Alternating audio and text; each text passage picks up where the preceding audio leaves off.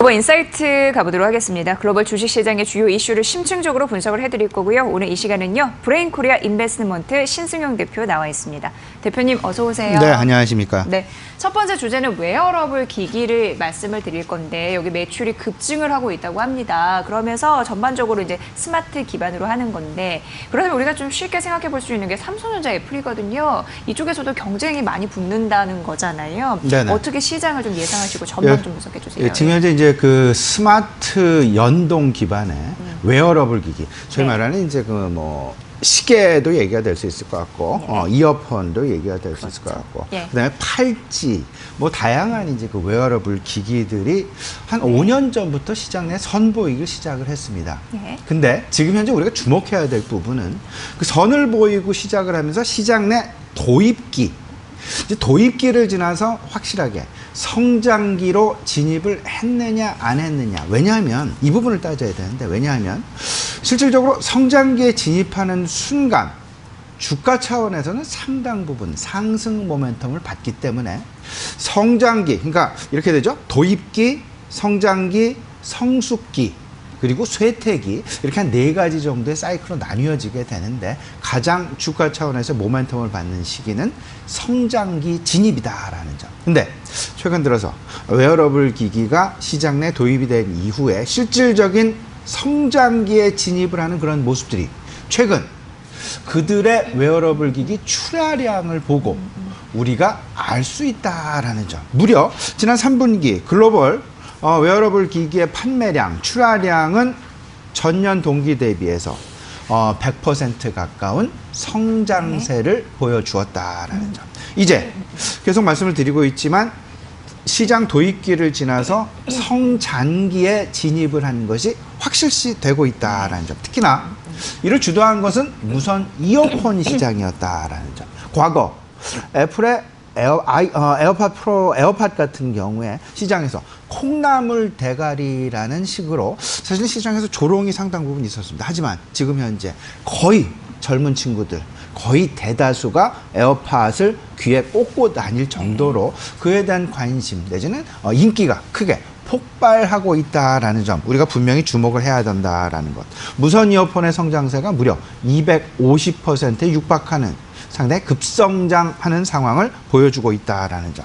웨어러블 기기의 출하량 점유율을 좀 보게 되면요, 무선 이어폰이 실질적으로 시장의 50%를 차지하고 있고, 스마트 팔찌가 22% 내외, 워치, 시계가 20% 내외를 차지하고 있다. 그렇기 때문에 무선 이어폰과 이런 전반적인 부분, 뭐 팔찌도 그렇고요, 시계도 그렇고, 이 부분을 꼭 우리가 봐야 된다. 특히나 무선 이어폰이 왜 이렇게 큰 성장을 보이게 줬을까? 2가지 정도 그 배경을 우리가 찾아볼 수 있을 것 같은데, 일단 애플 측에서는 아이폰 7부터 2016년에 그 시장 내에 나왔죠. 이어폰 단자가 없어졌습니다. 이어폰 단자가 없어졌다는 얘기는 무선 이어폰을 쓰라는 얘기로 어떤 그 실질적인 기기의 진화, 이런 부분들이 나타났었고, 그래서 갤럭시도 삼성전자 갤럭시도 갤럭시 노트 10 올해 8월이었죠. 이번에 출시가 되었던 그 최근 기종 노트 10에서부터 이어폰 단자가 실질적으로 없어지기 시작했다라는 점. 이런 부분들. 그 두 번째는 결국은 제품 가격도 같이 하락하게 되는, 일단 대중화가 이루어지게 되면서 가격도 하락되고, 가격이 하락이 되니까 또 플러스 대중화가 더 이루어지게 되는 그런 돌고 도는 어떤 그 선순환 구리에 이미 들어갔다라는 점. 제조사별로 좀 살펴보게 되면 애플이 역시 시장 최강자다라는 점, 웨어러블 기기에 있어서의 최강자라는 점 다시 한번 확인할 수 있었습니다. 애플이 시장 점유율 35%, 샤오미가 15%로 뒤를 쫓아가고 있고요. 삼성은 10% 내외, 그리고 화웨이가 8%, 구글, 핏빛이 4.1%를 차지하고 있다. 이 부분 보시면서 애플, 샤오미, 삼성, 이들 간의 경쟁 구도가 과연 어떻게 진행이 될까? 이 부분, 삼성전자나 애플 컴퓨터나 웨어러블 기기의 판매 증가를 위해서 상당 부분 노력을 하고 있다라는 점.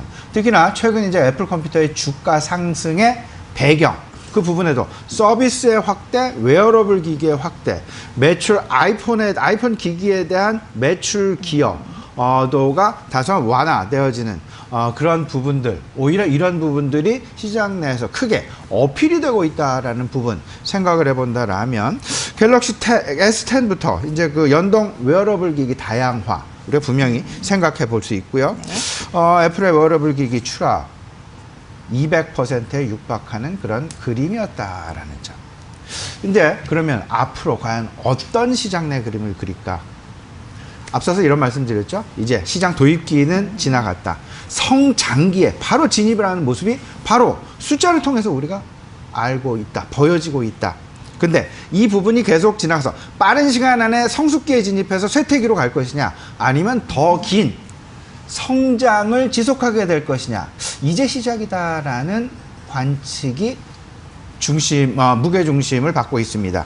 무슨 말씀이냐면요.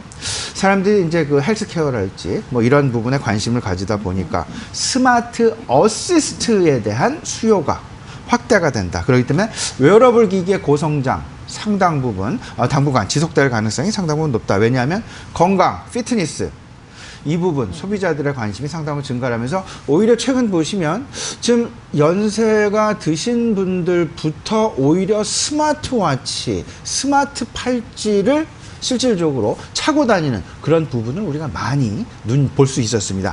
이런 부분을 생각을 하면서 스마트 연동된 컨텐츠의 보급 역시 우리가 관심을 가져야 될 것 같고요. 네. 그렇게 되면 전반적으로 이제 앞으로 그려지는 그림, 스마트 홈, 모빌리티 같이 연동되어지는 그림.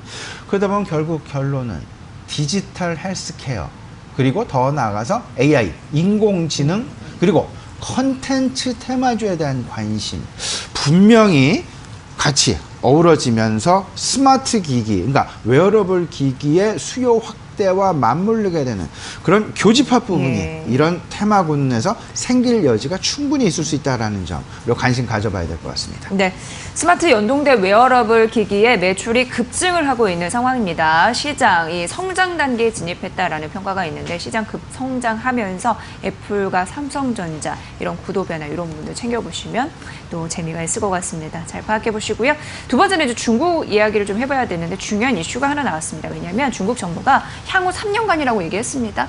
그 PC의 그 하드웨어, PC 하드웨어의 운영체제 이거를 외국 거를요 모두 다 교체하고 국산화시키라라고 얘기를 했어요. 이거 파장이 좀 있을 것 같은데요. 예, 실질적으로 이 발표가 난 직후에 네. 미국의 뭐 인텔의 주가랄지 AMD의 주가랄지 엔비디아의 주가랄지 뭐 소폭 하락하는 조금 좀 움직임을 받는 그런 영향을 받을 가능성 높아지게 되면서 실제 시장의 우려감으로 나타난 것도 사실이었습니다. 하지만 지금 당장은 아닌 것으로. 그러니까 이제 내년부터 실질적으로 2020년, 21년, 22년 해서 향후 3년 동안 그들이 가지고 있는 공공기관의 PC와 그 운영체제, 소프트웨어를 다 그들 입장에서 국산을 시키겠다. 외국산을 추방하겠다. 30%, 50%, 20%씩 매년 단계적으로 감축을 하겠다. 그 총 수요는요, 약 PC 기준으로 한 2천만 대에서 3천만 대 정도가 예상이 된다라는 점. 근데 여기서 우리가 분명히 생각해야 될 것, 이런 것들이 있습니다. 무슨 말씀이냐? 두 가지 파급 효과 생각을 해봐야 되는데, 첫 번째는 우리가 이 부분 한번 떠올려 봐야 되겠죠. 배터리, 중국의 대형차, 상용차에 대한 배터리 보조금 지급에 대한 한국산 배제, 한 4년 전, 5년 전에 우리가 분명히 이 부분을 경험을 했었는데요. 그 사이에 중국 기업들의 배터리 기술이 상당 부분 급진전하는 그런 모습들이 나타났다는 거죠. 그러면 이거는 거꾸로 얘기하면 중국 정부에서 대놓고 지금 PC 산업과 소프트웨어 산업을 육성하겠다라는 쪽으로 외국산을 배제시키고 국산을 사용을 하게 되면서 그들의 산업을 상당 부분 기술력을 발전시키겠다라는 그런 의지로 파악을 해야 될 것 같습니다. 결국은 중국 IT의 국산화 육성 정책으로 우리는 이해를 해야 될 것이 아닌가라는 생각. 정부의 보호를 가지고 일단 그 나라의 기술력을 계속해서 발전을 시키겠다라는 그런 속내로 우리는 파악을 해야 될 것이다라는 점. 두 번째, 최근 관심이 우리 시장 내에서 확시되고 있던 소부장이라고 있죠. 소재, 그리고 부품, 장비. 이들에 대해서 우리가 조금 잘 생각해 봐야 되는데 우리나라도 우리나라 입장에서 국산화를 위한 노력을 상당 부분 하고 있죠. 중국도 중국 나름의 그들의 국산화 노력을 지금 현재 진행을 하고 있는 것이다 라고 우리는 분명히 이해를 해야 될 것 같고요. 여기서 한일 갈등 관계에서 시작된 소부장 국산화의 어떤 그 수혜 가능성, 이 부분은 거꾸로 중국 입장에서 지금 발휘하고 있는 그들의 국산화 이해는 오히려 피해주가 될 수 있다라는 점. 그렇기 때문에 최근 관심이 확대되고 있는 소부장에 대한 어떤 그 중장기 득실 여부는 우리가 분명히 다시 한번 짚어볼 필요가 있지 않겠느냐. 여기에 해당하는 것들은 반도체, IT, 부품, 장비. 네. 결국은 우리나라 기업들의 컴퓨터 통신 장비, 뭐 그리고 더 나아가서 이제 그 부품 이 부분 중국 외 수요처의 다변화 이에 대한 노력 분명히 필요해 보일 것이다라는 부분 우리 시청자 여러분 곰곰이 잘 염두에 두시고 네. 단기는 아니더라도 중장기로 이런 부분들 꼭 좀 생각해 두셔야 될 것 같습니다. 네. IT도 중국 쪽에서는 국산을 사용하면서 기술력을 발전시키고자 하는 의중으로 풀이되는데 우리 쪽에서는 중국 못 팔면 또 수요를 다변화시켜야 그렇죠. 되잖아요. 그런 부분까지 좀 잘 생각해 보시라는 의미에서 이슈를 전해주셨습니다. 자, 글로벌 인사이트 함께했습니다. 브레인 코리아 인베스트먼트 신승용 대표였습니다. 잘 들었습니다. 고맙습니다.